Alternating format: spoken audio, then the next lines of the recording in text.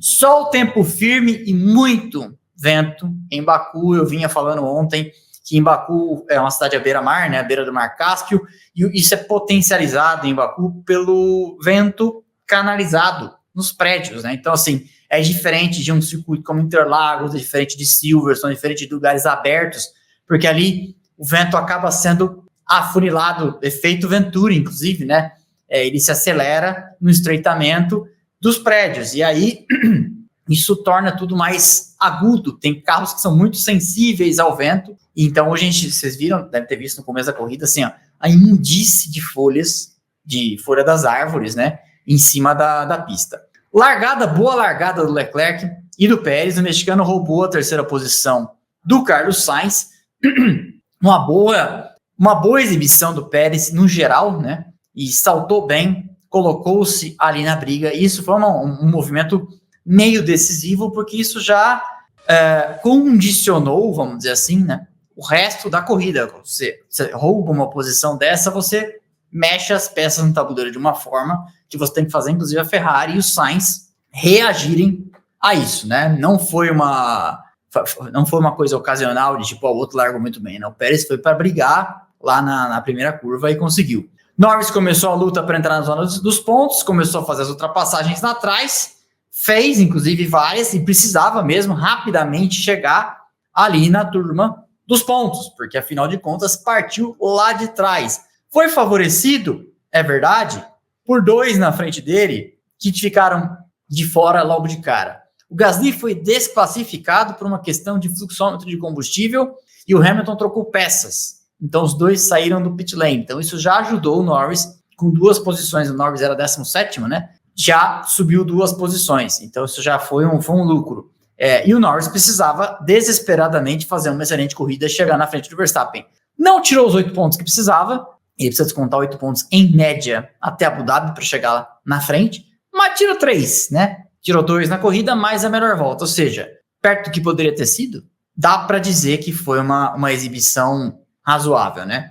E aí Leclerc e Piastri começaram lá na frente a uma troca de voltas mais rápidas, e foi muito interessante observar a variância de desempenho dos dois. Em dado momento, os pneus do Piastri acabaram, o Leclerc abriu 5 segundos antes do primeiro pit stop. Depois de brigar eternamente, os pneus do Leclerc acabaram e o Piastri abriu, né? Então, foi interessante ver a forma com que cada um administrou os seus pneus. Tsunoda tinha dano, perdia posições, esse dano apareceu, depois a gente tem a foto aqui, esse dano apareceu num contato com o Stroll na primeira volta, e foi um rombo na lateral, acho que eu tenho a foto aqui, não, no próximo slide, foi um rombo na lateral do XRC 001, mas foi catastrófico, né? Acabou levando ao abandono do rapaz. Norris passou Berman e entrou na zona de pontos na 8ª volta.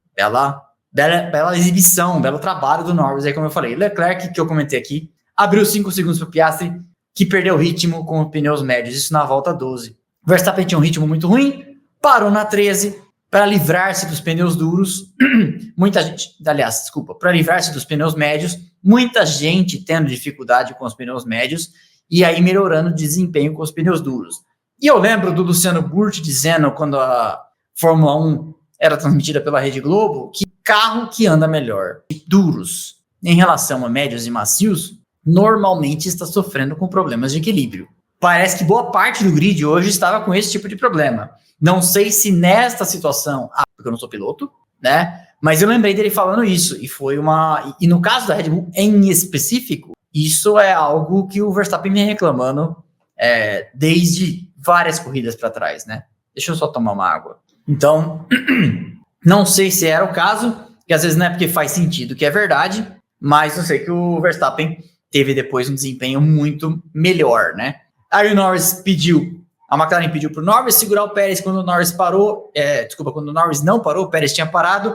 O Norris, que ironia das ironias, né? Justo no final de semana em que ele disse que teria equipe trabalhando para ele, teve que trabalhar para o companheiro e segurou, e de fato deu resultado, porque quando o Piastri voltou na frente, isso foi crucial. Custou ali um segundo e meio para a corrida do Pérez e acabou deixando o Piastri em condição de não tomar esse undercut e de brigar pela ponta, claro, né? E aí apareceu a imagem com a lateral do Tsunoda aqui, arrebentada do sidepod. E o que acontece, né?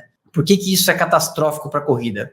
Pelos bocais de sidepod entra o ar que vai para os radiadores. Se você tem uma lateral rasgada ali, o ar que entra sai e acaba não refrigerando apropriadamente, né? Você quer direcionar o fluxo certo para dentro dos radiadores. A partir da hora que você tem um rasgo daquele tamanho, um lombo na lateral do carro, você já não refrigera mais. E aí, para evitar que o carro, o motor derreta e você perca uma unidade de potência, etc., a equipe fala, encosta, dano terminal, não vai dar para continuar, PT saudações, né? Seguindo, Leclerc parou e voltou na frente de Piastri e Pérez, Albon ficou na pista e herdou a segunda posição. Eu falei, pô, lá a gente vai ver uma Williams liderando pela primeira vez em muito tempo. E aí depois o Piastri e o Pérez passaram o Albon, e o Albon estava esticando aí a sua estratégia, mas de qualquer forma, andou ali um bom tempo no top 6, o Alexander Albon, ajudando aí a dar uma arrumada na sua imagem depois de ficar atrás do Colapinto ontem, né? Eu sempre falo, coceira no nariz, eu sempre falo que não deve ser bacana para um piloto com tanta experiência como o Albon, né? A gente ainda olha o Albon como um cara jovem, mas é verdade que ele já tem várias temporadas nas costas, né? E ficar atrás de um piloto no seu segundo grande prêmio, que é o caso do Franco Colapinto. Seguindo, Piastri voltou à vida e foi para cima do Leclerc e tomou a ponta. E aqui eu quero falar dessa ultrapassagem, porque eu estava vendo a entrevista do Leclerc. O que o Leclerc disse? Ele falou, eu vi ele vindo, eu estava de pneus frios ainda, e eu pensei, se eu tentar dificultar, eu posso comprometer o stint inteiro, que era para ser o último stint, foi, né? Então, como temos 2,2 km de aceleração plena, administro a borracha e passo em algum momento. Então ele falou, não é que eu facilitei, mas eu poderia ter dificultado a vida dele, mas eu não dificultei, crente que ia ser fácil de ultrapassar. Eu não vejo erro da estratégia da Ferrari, nem erro estratégico de racecraft, né, de pensar corrida, nem nada, do Leclerc. Ele fez o raciocínio racional e certo. Essa é uma pista que a oportunidade de ultrapassagem é mais clara, né, um enorme trecho de alta, a Ferrari andando muito bem em reta, DRS, etc. Mas o fato é que depois ele teve talvez uma ou duas chances claras de ultrapassagem e acabou não convertendo. Mas ele falou isso na entrevista pós-corrida. Ele falou, não, Piastri e a McLaren fizeram um trabalho magnífico hoje e simplesmente não deu para nós, né? Mas ele tentou. E aí, na volta 21, os 3 primeiros apareciam no mesmo take de câmera e teremos mais imagens assim a 8 voltas do final, os 4 primeiros dentro de 4 segundos. Já vai dando a tônica da minha... Já viram meus posts por aí falando que estamos vivendo um momento singular. Mas a gente já vai falar disso mais tarde nas reflexões que eu quero fazer.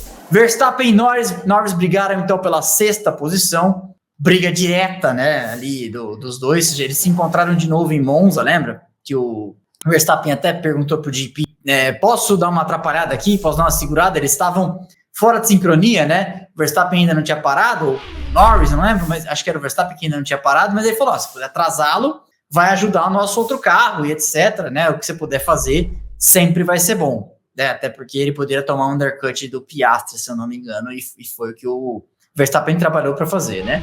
Leclerc não desistiu, seguiu na luta com o Piastri pela ponta, brigou várias vezes, acabou não conseguindo, né? A gente sabe. E aí o Verstappen foi ultrapassado pelo Russell, Albon parou e voltou atrás de Hülkenberg e Colapinto, aí depois, obviamente, a Williams em algum momento ali inverteu essas posições, porque, né, no fim das contas, sabe que o Albon é a sua chance de ir mais longe, ainda que o Colapinto tenha feito um desempenho aí bastante defensável, eu chamaria, né?